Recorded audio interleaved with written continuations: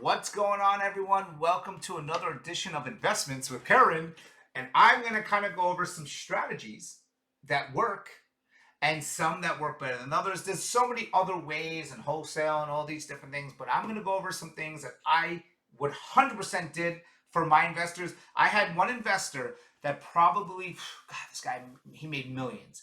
And it was a different world back then before social media and everything. And I'll explain how some things are different nowadays when they used to be.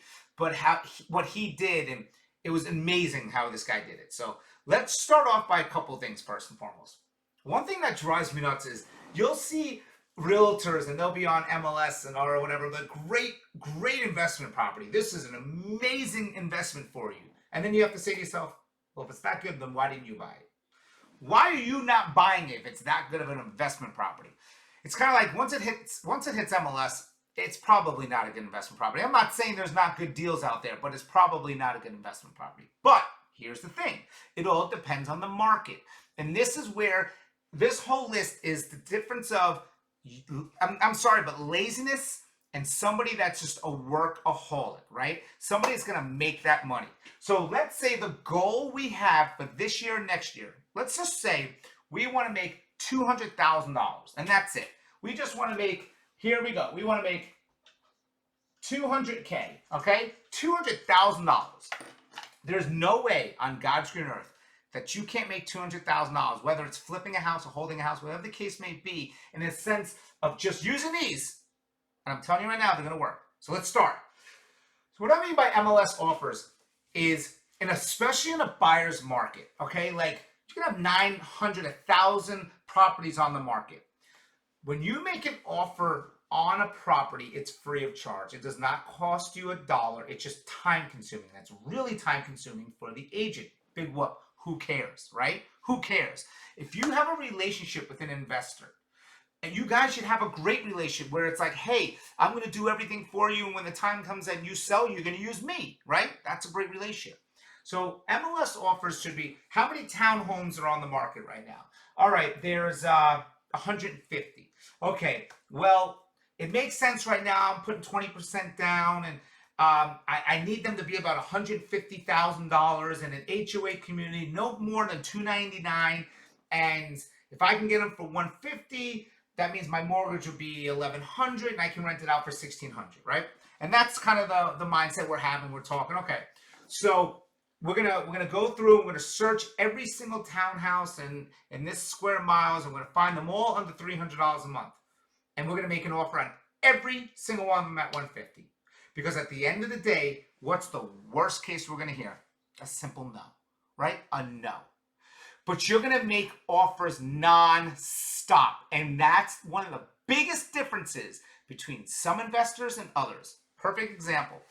Even in this market right now, there is an investment company, and I'll leave them nameless. They probably make the least. In any market, they always come the lowest. So it's like if the house is $200,000, and even if a low offer comes in, it's like $190. They offer always like $150 or $140. It's crazy. But they make 1,000 offers a week. And I remember talking to the agent. He's like, thousands and thousands a month. Because all you need is one to stick. That's it, right? So on MLS, you should be making an offer on every single property that makes sense. Again, you're going to hear no. Big whoopee-doo. But once if you hear yes, you got your property. Especially in a buyer's market, a really crazy buyer's market, there's going to be an oversaturated amount of houses and someone's going to need to sell. And this is what I don't understand. Take advantage of it. Call me up. I'll do it. Okay? 1,000 door knocks. This is one of my favorite ones. I had an investor that he would go through a neighborhood and he would say, all right, the average houses in these neighborhoods are, let's just use an example, $300,000. That's the average price of all these houses. I'm going to go around and I'm going to offer $150. He said, no joke, he would pack a breakfast, pack a lunch. He'd be out the door by 8. He'd be home at 9 at night. That's all he did. Now, again, this was before social media, before people going on nextdoor.com or anybody else complaining, people soliciting. He would get people slamming doors at him. He would tell me anything and everything that would happen. But he averaged once a month, someone would say yes. So think about that. Even if he only made $60,000 to $70,000 on the flip, look how much money this man was making a year. He said, the problem is that, and again, I can't do this. I can't go around door knocking and asking people to sell their house. My responsibility as an agent is to get them top dollar. So what I'm teaching you is something that I can't do, right? I cannot be an investor to go out and solicit someone to sell their house to me, knowing that I can get them more money. But I can teach you this, okay? So this man would wake up, he would make his breakfast or bring it with him, his lunch, and this is all he did. And this is what I think is crazy about the world we live in. People are happy making $50,000, $60,000 a year. People want to make $100,000 a year. If you make $200,000 a year, you'd probably be super duper happy, right? All this guy did, all he did was door knock. Hey, how you doing? My name's so-and-so. I'd like to buy a house for $150,000. Go after yourself. All right. Hey, I'd like to buy a house for $100,000. Get down off my property. Hey, I'd like to, maybe a dog came at him. I don't know. Hey, listen. Once a month, someone would say, look, I'm in a bad situation. I definitely need to get out. Give me a card. I'll call you. Yes, we will talk about how to get money. There's ways to get money. There's a lot of ways to get money in this world. Don't worry about that. We'll talk about that later. Let's just talk about buying property, okay? So even if this man only made $50,000 profit from buying the house and selling it, because he would still sell it at a better price or a wholesale price, $500,000 a year. And he was doing bigger scales. I'm talking $700,000, $800,000 homes, you know? So door knocking. I mean, I know the world we live in is different now. You're like, hey, man, you know, you can't. How many people have ever knocked on your door and asked to buy your house? Think about it. There's always an excuse. Everybody's got an excuse. They won't do it. I'm not allowed to. If I paid you right now $300,000 a year to door knock every day, would you do it? You damn right you would. Everyone would be like, heck yeah, you can give me $300,000 on door knock right now every day. Think about it. We buy homes cash, man. Believe it or not, a lot of people get phone calls from it. Now, granted, we did this for an investor one day. We went around all around towns. We buy homes cash, call us. Oh my God, the amount of phone calls that came in were unbelievable. But 99% of them were people that just wanted to sell their home. So as a real estate side, it's pretty good. If you're a realtor and you want to get some more leads, it's a pretty good way to get more leads. But there are people that are embarrassed, that are in financial distress or losing their job or going through divorce, and they don't want the world to know, you know? So a lot of times setting up a website, setting up something that it's private and they don't have to worry about, the world knowing, and they don't want their house on MLS. It's a big one. This is why these Zillow companies and these open doors and all this is why they make money. A lot of people don't want to deal with the headaches. A lot of people just, I'm sorry to say, but a lot of people are uneducated. They won't call a realtor who we're supposed to help them. They call these people, and that's the first and only phone call they make, right? Again, this is tough for me because my responsibility is to help a client make money.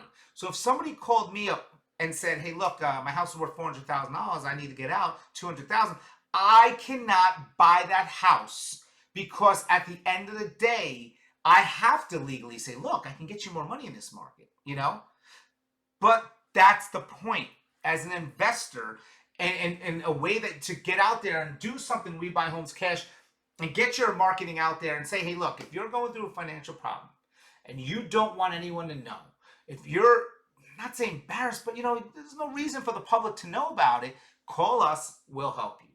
You'll be surprised how many people will call you. I'm telling you right now how many people will call you.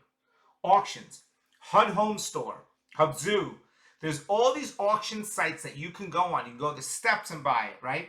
Auctions are a phenomenal way to buy homes. I always bid on auctions. Right now, there's nothing out there right now. But you can definitely, now I always hear two sides of the story. Oh, it's rigged. Absolutely, it's rigged. I outbid this person, blah, blah, blah, blah. You don't need cash on some of the auction sites. Believe it or not, even if you're a cash buyer and someone outbids you with a loan, they don't care. I've seen people win it over cash people all the time. So HUD Home Store is a great one. HUD Home Store, Hubzu. There's a lot of different sites you can go to. You can go down to the counties and find out about auctions. That's something we can do a whole different video on and whatnot, and get you more information on that. Assignment. This is a crazy one, right? You're starting to see a lot of people on TikTok and everyone talking about how they make all this money assigning homes and whatnot. It's kind of tough. Well, if you buy a property from me or you put assignment, I don't even accept it, right? This is how assignability kind of works. If I see a homeowner selling their house and I can get it for, like, let's say it's on the market for $200,000 and I can get it for $150,000, okay? I'm going to fill it out where I can assign that contract over. And then I'm going to buy it, put escrow down. I'm going to take a long home inspection time frame. I'm looking at myself. A long home inspection time frame and remarket that house to the buyers that I know that will buy it. And even the house might be $200,000. I buy it for $150,000. I can sign it over to somebody for $175,000 and step away, and I can collect the difference. I can collect it because I'm taking it from this person. I'm selling it to this person. I'm the middleman, and I'm signing it. So there's ways to do it. I believe it's called contract. I think it's called contract vendee. We used to call it. But correct me if I'm wrong. If you're watching this, you might say, no, that's not it. Whatever. So it's kind of tricky if you're dealing with agents, because I know about it and I'm not going to allow it because then the home inspection time frame is too long. But again, this is all you got to play the market, right? Everything's done differently in different markets. You're not going to get assignment right now. It's a crazy market. You're not going to get anything right now. But you can get a property. And this is crazy because I see all these people on TikTok talking about it. And I'm like, it's a little harder than necessary. You got to find the property. Like they'll say, oh, we'll get it and then we'll go on Craigslist and sell it to contractors and investors. The best way to do it, the best way to do assignments is this. Find investors that are looking for homes. Find contractors, anybody that you know that are looking for homes. You find out exactly what they're looking for. And when you find that home, whether it's on MLS, from door knocking, Homes Cash, anything, you buy the house, you assign it over to them, and you almost get a finder's fee. But you get a pretty good finder's fee, right? So all the stuff we're pretty much talking about is more flipping. But again, of course, you can buy houses. This is flipping, make like $200K. But you also can find houses that are great houses that you might just want to hold on to. I mean, if you're buying something that's dirt cheap, get it dirt cheap. Get a tenant in there and get some rent roll going, you know? Talk about the 1% rule. Everything's different. I mean, when you're buying cash, you want to do 5 times rent roll, 10 times rent roll. What that kind of stuff means is if you're buying a house for $100,000 cash, then whatever the rent is, 5 times should be your 5 times 5 years should be your payback. Old school investors wanted 5 years to pay themselves back. Some are 10 times. So it's called 5 times rent roll, 10 times rent roll. I'll go over all that stuff with you too. So these are great concepts of how to buy homes. I mean, this is number one. I never see people do. I never see people do this anymore. I never see people do. I do sometimes. Auctions, we got to wait it out. I don't really see much of it. All we're seeing really is the offer pads, the Zillows, and everyone else buying up everyone's houses. Now, they do it a little differently. Obviously, they charge these huge fees and whatnot. They make money on the front end by charging the fees. And social media is definitely hurting people because they're going on Facebook and they can just go on social media. The problem is, again, I would never go around and lowball somebody, but I'm also not an investor that does it like that. But I mean, God, people can go out there and make killings right now because no one else is doing it. You know, if you go to these seminars and they teach all these people how to make money. I see these seminars all the time. You look at the 1,000 people there and you go back and you go, I'm going to do the opposite of all those 1,000 people because now they're all doing the same thing. No one does this anymore. Do the opposite. Do it. You know, I don't have a huge following yet. I don't have millions of followers. So if you're watching this, you probably have a big advantage. Thank you guys so much. I hope you have questions. Let me know. Write in there. Tell me. I want to know this, or I think you should do it this way, this way. This is an engagement for everybody. This is why I'm doing these videos. So I'm going to talk more about holding properties, more about flipping properties, talk about more of how to get money. There's so much different things we can talk about. Having lands, having a builder, putting you guys together, the builder advertising the house on your land. Another cool way I'll talk about, I used to drive up and down streets all day long, and I look at a house. And if the house was directly to the left or the right of their own land, I would look up the frontage to find out what it is to separate that land. We'd go in and we'd buy the land contingent to us being able to separate the lot off. I mean, there's so many cool ways to make money. Make money. It's all about making money. So thank you guys so much. Thank you. Talk to you guys soon on our next video.